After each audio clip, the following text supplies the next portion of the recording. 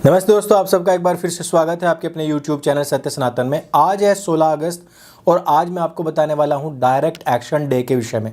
मेरी पिछली बहुत सारी ऐसी वीडियोस है जिसमें मैंने आपको बताया किस प्रकार से डायरेक्ट एक्शन डे के दौरान पूरे बंगाल को हिंदू विहीन करने का प्लान बनाया गया था, वो भी मोहम्मद अली जिन्ना के द्वारा। मोहम्मद अली जिन्ना चाहता था कि हमारा पाकिस्तान अलग हो और ये 1947 नहीं बल्कि इससे एक साल पहले यानी कि आज़ादी से ठीक एक साल पहले 16 अगस्त सन 1946 को यह हत्याकांड हिंदुओं का नरसंहार आरंभ हुआ था। इसके पीछे अगर कहीं ना कहीं हम देखें तो नेहरू गांधी की वो षड्यंत्र कूटनीति थी जिसके द्वारा वो लोग हिंदुओं को मरवाना ही चाहते थे। वैसे अगर देखा जाए तो ये मोहम्मद अली जिन्ना का प्लान नहीं था, बल्कि जिसका गीत आप लोग बहुत गुनगुनाते हैं, सारे जहां से अच्छा हिंदुस्तान हमारा, यानी कि मोहम्मद इकबाल, पूरा का पूरा प्लान उसका था कि हमें एक इस्लामिक राष्ट्र अलग लेना है। और एक उसका भी गुरु था जिसको भारतवर्ष में आज भी पूजा जाता है, बहुत माना जाता है। पिछले वीडियो मैंने इन लोगों को काफ़ी एक्सपोज किया है और मैंने आप लोगों को यही बताया किस प्रकार से या तो जुमे का दिन हो और या फिर रमज़ान के दौरान भारतवर्ष में अभी तक कितने सारे ऐसे हमले हैं जो रमज़ान के दौरान किए गए हैं, जिनमें से कि एक 16 अगस्त का ये हमला भी था। और उसके बाद में जिस समय पर मुंबई में दाऊद के द्वारा प्रायोजित हमले करवाए गए थे वो भी रमज़ान के दौरान हुए थे। और उसका कारण था कि मोहम्मद ने स्वयं भी काफिरों के मुर्तिदों के खिलाफ जितने भी युद्ध लड़े हैं मैक्सिमम उसने इसी एक महीने यानी कि रमज़ान के दौरान ही लड़े हैं।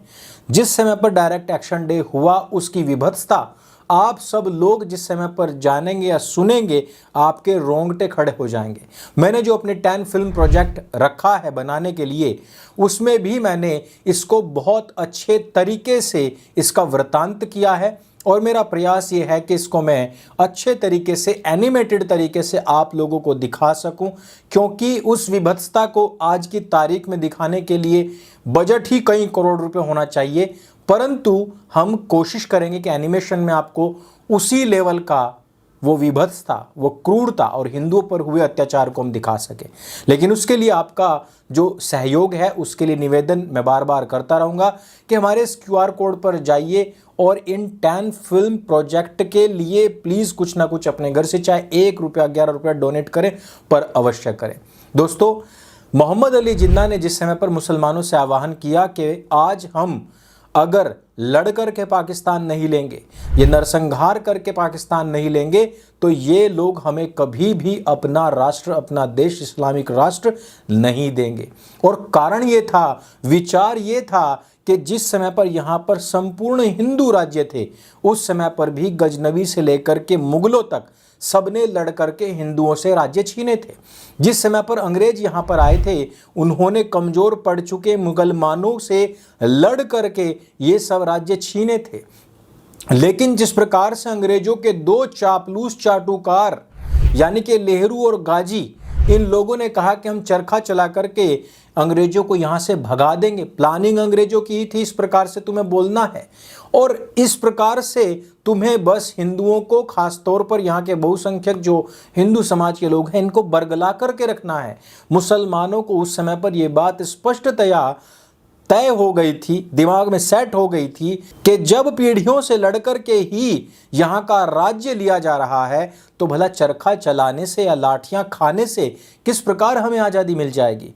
मुसलमानों ने इसको वेल प्लान्ड किया। तथागत राय की एक पुस्तक है माई पीपल अपरूटेड, ये बंगाल से ही बिलोंग करते थे और किस प्रकार से वहाँ पर हिंदुओं को मारा गया उसके विषय में वो बंगाली भाषा में ही लिखते हैं कि वहाँ पर जो नारे लग रहे थे वो लग रहे थे काफेर तोदेर धोंग शेर आर देरी नई सार्बिक होत्या कांडो घोतबे, जिसका मतलब होता है काफिरों तुम्हारा अंत अब बहुत ज़्यादा दूर नहीं है, अब सबका हत्याकांड होगा। अर्थात मुसलमानों ने घेर करके प्लान बना करके हिंदुओं को मारना शुरू किया। उस समय पर जितने भी राशन की दुकानें जहां पर मिट्टी का तेल आता था वो सारा का सारा स्टॉक पहले से ही अपने पास में जमा कर लिया गया था और उसके बाद हिंदुओं के घर चुन चुन करके जलाए गए। यही नहीं, छोटे छोटे बालकों को जो नोआखाली का जो नरसंहार हुआ है, यदि हम उसका वृतांत सुनते हैं तो छोटे छोटे बालक और बालिकाओं को बीच से चीर दिया गया, उनको भाले की नोक पर उठा करके हिंदुओं के मोहल्ले में घुमा गया। बहन बेटियों के साथ में रास्ते पर ही, रोड पर डाल करके ही सामूहिक बलात्कार हुए, और अगर उनको जान बचानी भी पड़ी तो उनको निर्वस्त्र ही वहां से भागना पड़ा। हिंदुओं के जो मसीहा बने हुए थे यानी कि नेहरू और गांधी, वो उस समय पर केवल मूक दर्शक बन करके बैठे रहे। सदियों तक जो हिंदू समाज अपने रक्षार्थ और अपने अस्तित्व के लिए युद्ध करता रहा, उनको नपुंसक बनाने का कार्य दो नपुंसक लोगों ने किया। दशकों तक उनको सिर्फ यही सिखाया कि चरखा चलाओ, आजादी आ जाएगी। लेकिन उनके अंदर का जो वीरत्व था, जो शौर्य था, उसको समाप्त करके इन लोगों ने क्या किया, इन्होंने उनको वीर्यहीन बना दिया, उनको पौरुष और पुरुषार्थ से विहीन बना करके केवल नपुंसकता का राग अलापने का एक स्पीकर मात्र बना करके छोड़ा हुआ था। जिस समय पर मुसलमानों ने अपने हथियारों का प्रयोग किया, कलकत्ता से लेकर के नोआखाली और बिहार के क्षेत्र तक जिस समय पर तलवारें भांजी गई, उस समय पर जब लाशों के अंबार पट गए, उस समय के प्रत्यक्षदर्शी बताते हैं कि हिंदुओं को अंग्रेजों के 4 ट्रक भर कर के ले गए उनकी लाशों को, जो खचाखच भरी हुई थी। अब आप स्वयं सोच सकते हैं कि बोरियों की तरह या फसल या मरे हुए जानवरों की तरह हिंदुओं को, उनकी लाशों को एक दूसरे के ऊपर डाल डाल करके ले जाया गया था। दोस्तों, नोआखाली का जो आतंक मचा था, उसके बाद में हिंदुओं को कई जगह पर छतों, सड़कों, गलियों और घरों में अचार की तरह सूखने तक के लिए छोड़ दिया गया था। छोटे छोटे बच्चों को कुत्ते गलियों और सड़कों में घसीटते फिर रहे थे। पूरा का पूरा क्षेत्र एकदम लालम लाल हो गया था, खून ही खून था चारों तरफ। विचार कीजिए कि उस समय पर लाशों को खाने के लिए दूर दूर से चील, कौवे और गिद्ध, कुत्ते, भेड़िए, सियार वहां पर पहुंचने लग गए थे। एक एक चिता के ऊपर 10-10 लोगों को जलाने का प्रयास किया गया। जिस समय पर लकड़ी भी नहीं मिली, उस समय पर मिट्टी का तेल डाल करके ही उनकी अंत्येष्टि करनी पड़ी। अंत में हिंदुओं में कहा जाता है कि अस्थि विसर्जन होना चाहिए, लेकिन उनको वो भी प्राप्त नहीं हुआ। अर्थात 2 नपुंसक लोगों के द्वारा जो संपूर्ण हिंदू समाज को नपुंसक बनाया गया था, उसकी परिणति यहां पर होती है कि हजारों हिंदू मारे जाते हैं, हजारों हिंदू घायल होते हैं और लाखों वहां से विस्थापित हो जाते हैं।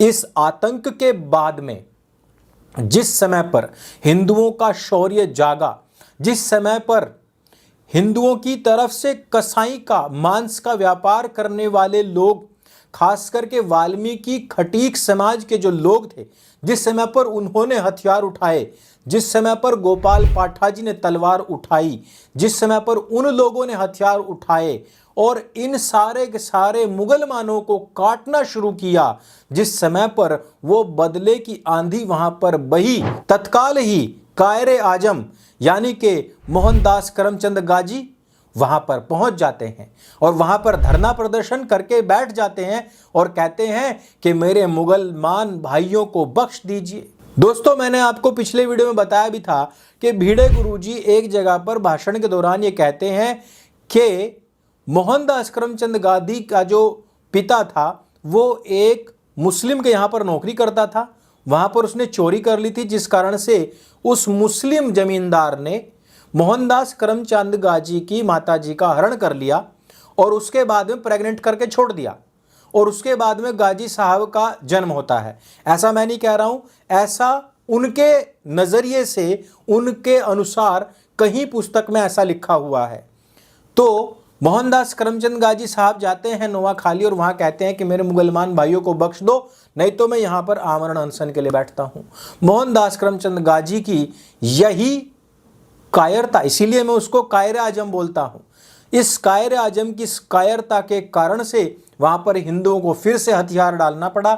और आज की भी परिस्थिति आप देखिए कि 1 साल के बाद जिस समय पर बंटवारा हुआ, उस समय पर पाकिस्तान जो 2 हिस्सों में लिया गया था, उस समय पर बंगाल ही सर्वप्रथम लिया गया, क्योंकि वहां पर उनकी मोबिलिटी और ज्यादा बढ़ गई।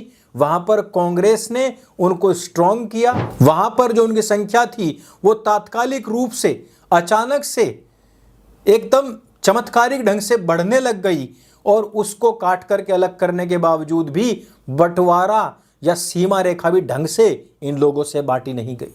16 अगस्त का ये जो एक दाग है, ये एक जो नासूर है हिंदुस्तान की छाती पर, इसको बार बार याद करना पड़ेगा। कुछ हमारे मित्र हैं जो वीडियोस देख करके कहते हैं, अंकुर भाई आप तो कभी कभी ऐसा लगता है आकर के 4 न्यूज़ पर्दे समाचार देने लग जाते हो। ये समाचार देने बहुत ज़रूरी हैं, क्योंकि ये नासूर ना भरा था ना भरा है, और मुझे नहीं लगता कि हर 20वें 25वें दिन बड़ा नरसंहार और आगजनी करने वाली कौम इस नासूर को कभी भरने भी देगी। दोस्तों, इतिहास के इन काले पन्नों को अपने मित्रों तक, अपने परिवारजनों तक अवश्य शेयर करें। अगर ये वीडियो आपको अच्छा लगे अथवा ना लगे, लेकिन अपने मित्रों तक अवश्य भेजें। इस वीडियो में सिर्फ इतना ही। मेरे संग बोली सत्य सनातन वैदिक धर्म की जय। जय हिंद, वंदे मातरम।